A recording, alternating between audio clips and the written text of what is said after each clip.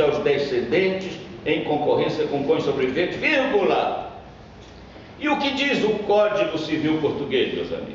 Diz, no artigo 2133, 1A, 2133, 1A, a ordem por que são chamados herdeiros, sem prejuízo do disposto no título da adoção, é a seguinte: A, cônjuge e descendentes. Depois o Código Civil Português vai desmembrar ou descrever melhor essa situação, mas reparem que a solução é a mesma. É a mesma, mas não é igual, porque no Código Civil Português não tem o salvo. O cônjuge concorre com os descendentes e não tem salvo, exceto entretanto. Em outras palavras, o Código Civil brasileiro, pretendendo ser mais moderno e justo, estabeleceu esta concorrência do cônjuge com os descendentes, mas entendeu que em alguns casos, em função do regime de bens, não deveria haver concorrência. Aí nós vamos ter que estudar esses casos. Alguns outros críticos das soluções brasileiras, eu também sou um crítico, mas eu estou falando de algumas críticas injustas, dizem que o Código complicou definitivamente a questão da sucessão, generalizando, porque vinculou a sucessão hereditária a regime de bens. Que coisa estranha e absurda. Primeiro, não é tão estranho, nem absurdo tanto é.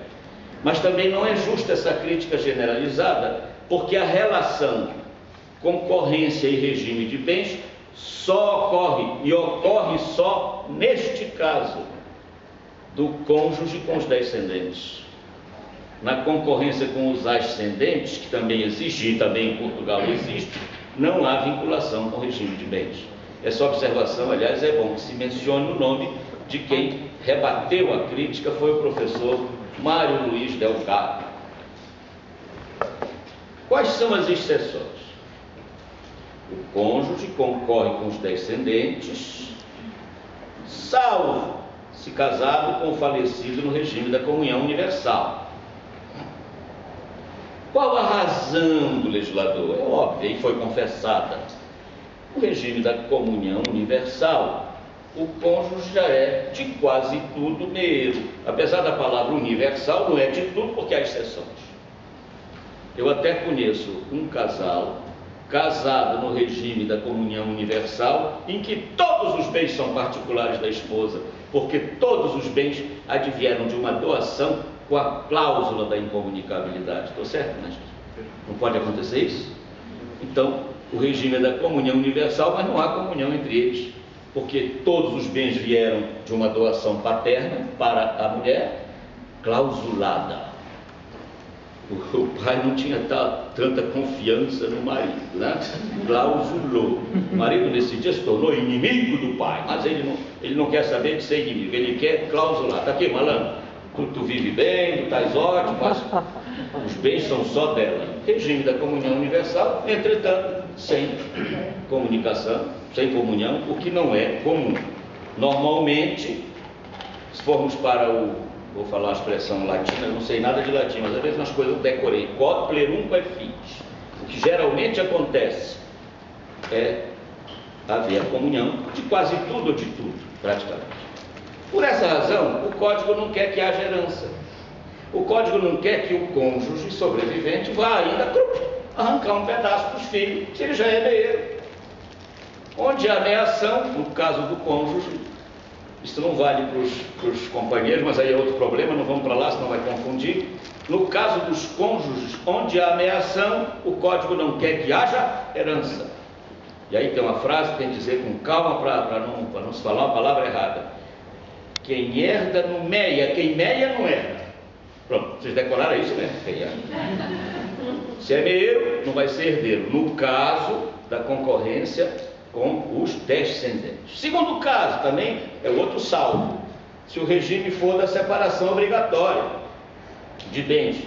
E há uma remissão aqui, com 2 S naturalmente, ao artigo, quem me ensinaria aqui é com 2 S, é a esposa do professor Fernando, mestra eminentíssima da língua portuguesa, a quem eu já fiz 3 perguntas hoje no almoço, ela me ensinou logo coisas que a minha ignorância me fazia ficar nas dúvidas, eu já tirei as dúvidas na hora do almoço, Já estou agradecendo e peço que o marido querido remeta a ela as minhas homenagens, viu?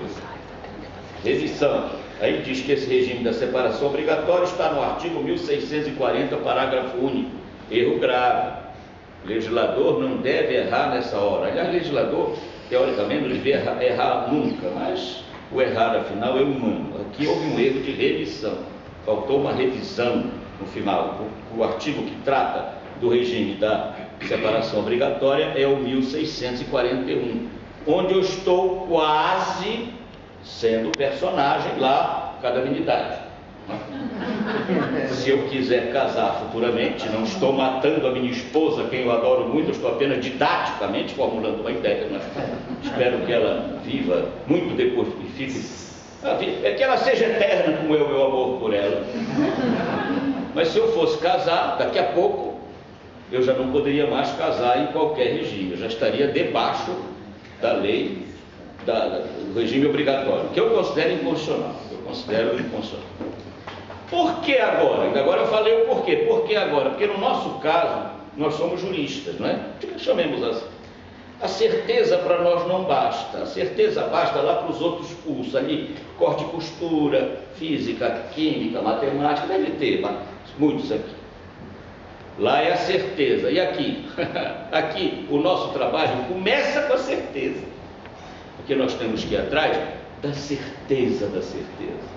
Você quer saber por quê? Não, eu quero saber por que do porquê. O porquê eu já sei.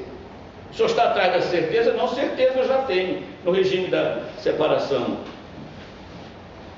obrigatória, diz a lei, o cônjuge não concorre com os descendentes. Isso é certeza. Por que, senhor, que a lei quis assim?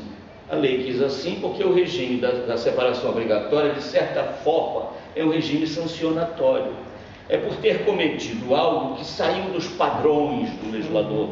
Ele como que pune aquele que casou sob esse regime, dizendo, é tão separados os patrimônios que também não vai haver na sucessão concorrência com os descendentes.